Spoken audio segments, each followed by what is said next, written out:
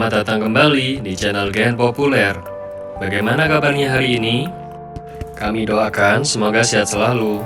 Kali ini kita akan membahas hal paling aneh dan ganjil yang ada di dunia. Belakangan ini, marak pemberitaan dan perdebatan mengenai LGBT atau singkatan dari lesbian, gay, biseksual, dan transgender. Kenapa tiba-tiba soal LGBT ini jadi topik hangat? Gara-gara emoji di Line, Viber, dan lain-lain? Bukan. LGBT ini jadi ramai gara-gara dipromosikan oleh PBB supaya diterima oleh dunia.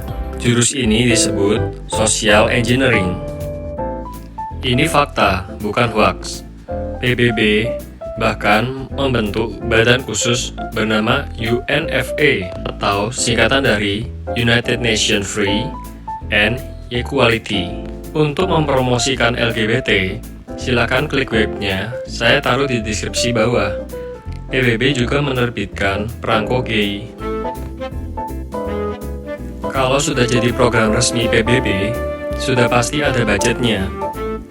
Dan sudah pasti tidak bakal surut dengan tantangan-tantangan di media-media. LGBT bakal terus dipromosikan agar masyarakat dunia lama-lama mendukung. Dalihnya adalah melindungi hak asasi manusia. Pada kenyataannya, bukan melindungi, tetapi justru mempromosikan gaya hidup LGBT. UNDP bahkan melontorkan uang sebesar 8 juta US dollar atau sekitar 107 miliar untuk mempromosikan LGBT di Indonesia, China, Thailand, dan Filipina. Pertanyaannya, kenapa keempat negara ini, Indonesia, China, Thailand, dan Filipina, jadi sasaran promosi LGBT? Karena negara-negara tersebut adalah negara berkembang yang penduduknya banyak. Ini ada kaitannya dengan politik depopulasi dunia yang sudah dijalankan sejak lama tanpa disadari oleh masyarakat dunia. Program pemusnah umat. Ini bukan hoax.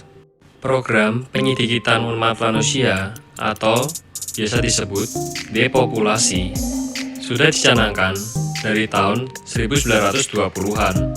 Nama programnya adalah eugenik. Upaya untuk mengontrol populasi dan ras, sponsor utamanya adalah Rockefeller.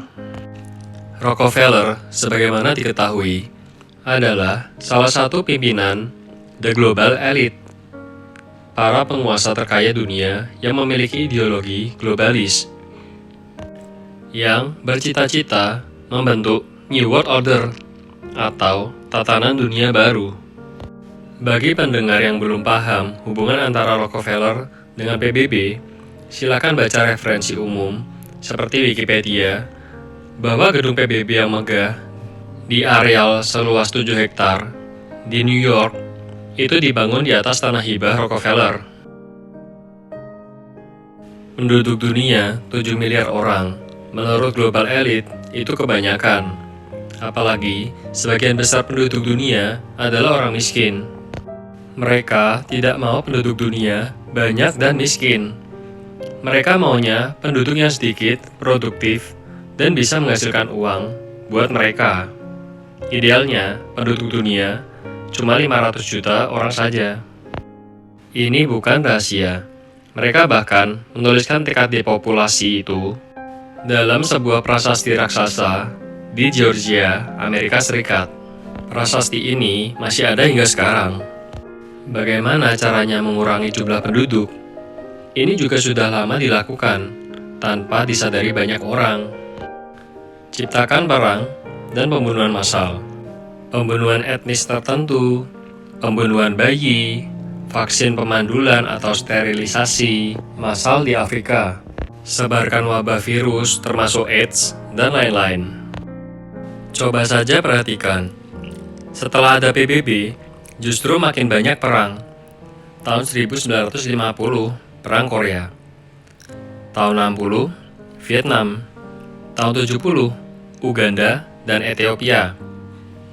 Tahun 80-an, Perang Afghanistan. Tahun 90-an, Perang Teluk. Tahun 2000-an, Perang Teluk Jilid 2. Selalu sasarannya adalah negara-negara berkembang. Sekarang, programnya bertambah satu. Penyedikitan umat manusia dengan mempromosikan gaya hidup LGBT. Sebab perkawinan sejenis tidak menghasilkan keturunan. Tujuan lain dari LGBT adalah melemahkan angkatan perang. Seberapa serius global elit dan PBB mempromosikan LGBT? Sangat serius. LGBT adalah bagian dari agenda 2030 yang dicanangkan PBB untuk transformasi dunia. Agenda 2030 mencakup tiap aspek dalam kehidupan kita. It's a big deal, tapi tidak pernah dibahas oleh media-media. Agenda 2030 menggunakan bahasa keren, Sustainable Development. Tidak disebut LGBT lagi, disebutnya Free and Equality, pasar bebas, dan lain-lain. Inilah yang dimaksud oleh Bung Karno dengan istilah neokolim. Detest colonialism, and I fear the consequences of their last bitter struggle for life. We are determined that our nations and the world as a whole shall not be the plaything of one small corner of the world. Bagaimana bersikap? Kembali ke soal LGBT di Indonesia. Dibackingi Agenda 2030 PBB dan didanai melimpah ruah. Negara Indonesia bakal terus-menerus jadi sasaran kampanye LGBT sampai tahun 2030. Faktanya, LGBT ini bukan melindungi hak mereka, tapi mempromosikan gaya hidup mereka. Apakah Anda ingin anak cucu Anda jadi gay, lesbian, atau transgender? Apakah Anda ingin bangsa Indonesia jadi sasaran depopulasi lewat perkawinan sejenis?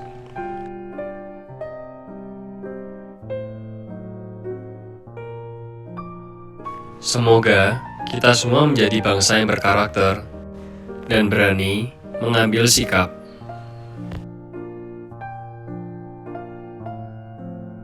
Kami rasa cukup dulu pembahasan kita kali ini. Sampai ketemu di episode selanjutnya. Terima kasih.